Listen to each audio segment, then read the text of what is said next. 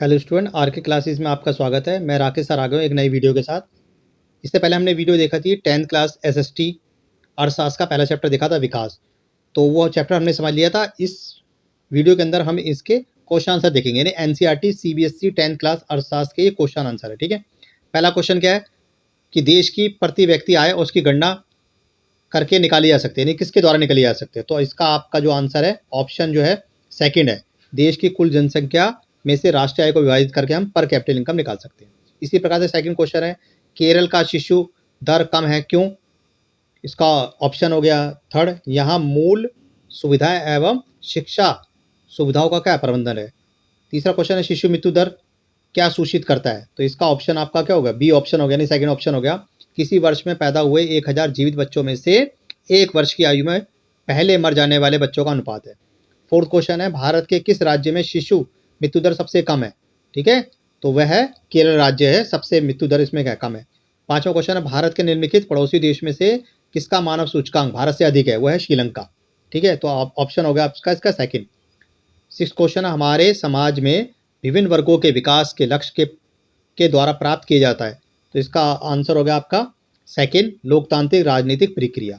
अगला क्वेश्चन है, जेडीपी का क्या अर्थ है। इसका अर्थ है, जीडीपी का अर्थ है सकल घरेलू उत्पाद, इंग्लिश में बोलते हैं इसको gross domestic product. Eighth question है, देश के विकास की तुलना करने का सबसे महत्वपूर्ण आधार क्या है, वो होती है औसत आय। ठीक है, यानी कि एवरेज इनकम। तो ये आपका थर्ड ऑप्शन हो गया इसका। नाइन्थ क्वेश्चन है, किसी देश की राष्ट्रीय आय की तुलना, किसी देश की राष्ट्रीय आय को उसकी कुल जनसंख्या से भाग देने में क्या प्राप्त होता है, पर कैपिटल इनकम, प्रति व्यक्ति आय प्राप्त होती है, यानी ऑप्शन ए आंसर हो गया।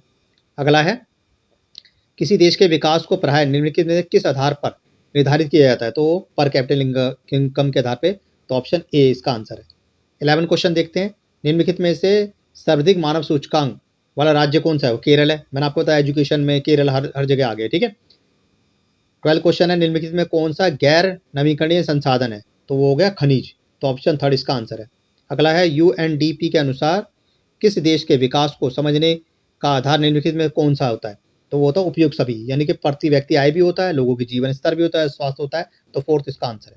अगला देखते हैं, अन्य राज्यों की अपेक्षा केरल में शिशु मृत्यु दर कम क्यों है, क्योंकि वहाँ पर स्वास्थ्य सुविधा क्या है, बेहतर है। ठीक है, सेकंड क्वेश्चन देखते हैं, क्या सिर्फ औसत आय के आधार पर विकास की गणना की जा सकती है, नहीं, क्योंकि इससे आय की असमानता का पता नहीं चलता। ठीक है, अगला क्वेश्चन है, जीवन प्रतीक्षा से आप क्या समझते हो। इसका आंसर है, व्यक्ति के संभावित जीवित रहने का औसत वर्ष। जीडीपी की फुल फॉर्म क्या है, सकल घरेलू उत्पाद, ग्रॉस डोमेस्टिक प्रोडक्ट। तो फोर्थ का आंसर हो गया। फिफ्थ क्या कह रहा है, भारत में सर्वाधिक उच्च मानव विकास किस राज्य का है, केरल राज्य का। मानव विकास सूचकांक की गणना किस संगठन के द्वारा की जाती है, वो की जाती है UNDP, United Nation Development Program. मैं फुल फॉर्म भी बता रहा हूँ, United Nation Development Program. 7 question है, सार्वजनिक वितरण प्रणाली क्या है, इसको बोलते हैं पीडीएस, पब्लिक डिस्ट्रीब्यूशन सिस्टम। तो राशन की दुकानों तक, ठीक है, जिस विधि द्वारा राशन पहुंचाया जाता है उसको सार्वजनिक वितरण प्रणाली कहा जाता है, ताकि गरीबों को लाभ हो सके। अगला क्वेश्चन है, जन सुविधा का क्या अर्थ होता है। ये भी सुविधा होती है जो मानव को दी जाती है सरकार द्वारा। अनवीकरणीय संसाधनों का उचित प्रयोग क्यों आवश्यक है, क्योंकि अगर हम इनको दोबारा प्रयोग नहीं करेंगे तो ये समाप्त हो जाएंगे। अगला क्वेश्चन है, विकास के लक्ष्य भिन्न भिन्न होते हैं और कभी कभी ये परस्पर विरोधी भी होते हैं, इस कथन के बारे में बताना है।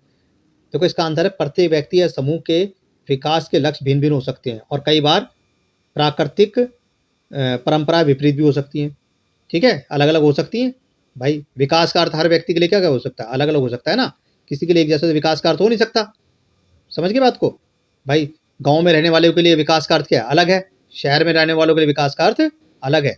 समझ गए बात को। तो किसी के लिए विकास का क्या अलग अलग हो सकता है। ठीक है तो हमने ये देख लिया था।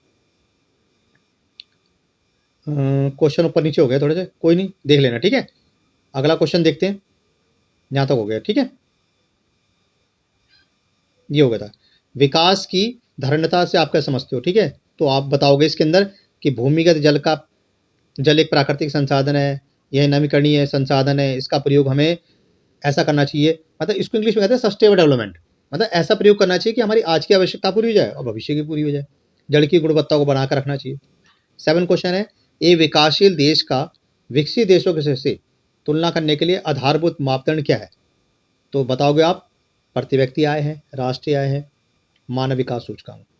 देखो ये वाला क्वेश्चन इंपॉर्टेंट है, 8वां क्वेश्चन, जन सुविधाओं का क्या अर्थ होता है? क्या ये महत्वपूर्ण है? भारत में जन सुविधाओं के लिए के नाम लिखिए।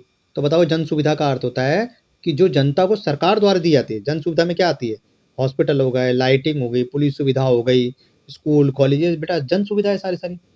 अगला क्वेश्चन बहुत इंपॉर्टेंट है, विकास क्या है? विकास जीवन प्रगति एवं सुधार को बताता है। विकास के पहलू है, अलग अलग लोगों के लिए विकास क्या भिन्न भिन्न हो सकता है। एक के लिए विकास किंतु दूसरे के लिए नहीं हो सकता। उदाहरण, उद्योगपति बिजली पाने के लिए क्या करते हैं? बांध बनाना चाहता है, किंतु किसानों के लिए मकान व खेती के लिए जमीन क्या है? जलमग्न हो जाएगी, पानी में डूब जाएगी। अगला क्वेश्चन है, मध्य पूर्ण के देशों की प्रति व्यक्ति आय अधिक होने के बावजूद वह उन्हें विकसित क्यों नहीं कहा जाता? तो क्योंकि अधिकांश देशों में बोलने और अभिव्यक्ति की स्वतंत्रता नहीं है, पुरुष और महिला एक समान नहीं है, वो धर्म के नाम पे क्या भेदभाव करते हैं, ठीक है, और साक्षरता दर बहुत ही कम है, लोगों के बीच असमानता है, स्वास्थ्य सूचक अच्छे नहीं है।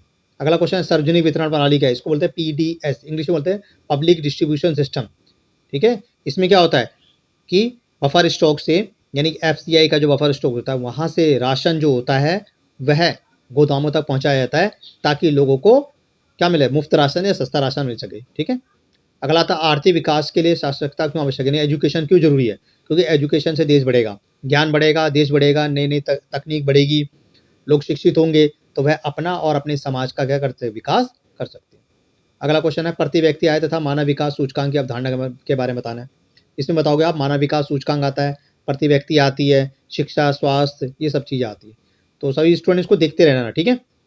अब आता है, सार्वजनिक सुविधाओं की किन्हीं 3 प्रमुख उपयोगिता को उजागर कीजिए। इसका आंसर है, लोगों की वस्तु और सुविधाएं उपलब्ध कराने का सबसे सस्ता आसान तरीका है। राष्ट्रीय भावनाओं का विकास होता है, सामूहिक विकास होता है, स्कूल कॉलेजों का विकास होता है। अगला क्वेश्चन है, विकास की किन्हीं 3 विशेषताओं के बारे में बताना है। विकास लक्ष्यों का मिश्रण है, सुरक्षा, समानता, शिक्षा, स्वास्थ्य, ये सब विकास है, ठीक है। तो इसको बना के आप लिख लोगे। देखो सबसे बड़ी बात है, चीज़ों को रटो नहीं, बच्चे बनाना सीखो। आप बना के लिखोगे जरूर नंबर मिलेंगे। एग्जामिनर भी क्या चाहता है कि बना के लिखो, ठीक है। अगर आप रट के लिखोगे तो कभी भी आपको मार्क्स नहीं मिलेंगे, ठीक है। तो क्वेश्चन को सिर्फ बनाना सीखो, और ये तो बहुत ही आसान है, SST सबसे ईजी होती है और आप आसानी से इसको बना कर लिख सकते हैं, ठीक है। आई होप आपको वीडियो पसंद आ गई होगी, और इस वीडियो के अंदर हमने सारे ही क्वेश्चन कर लिए हैं, ठीक है। मिलते हैं आपसे नई वीडियो के अंदर, बाय बाय।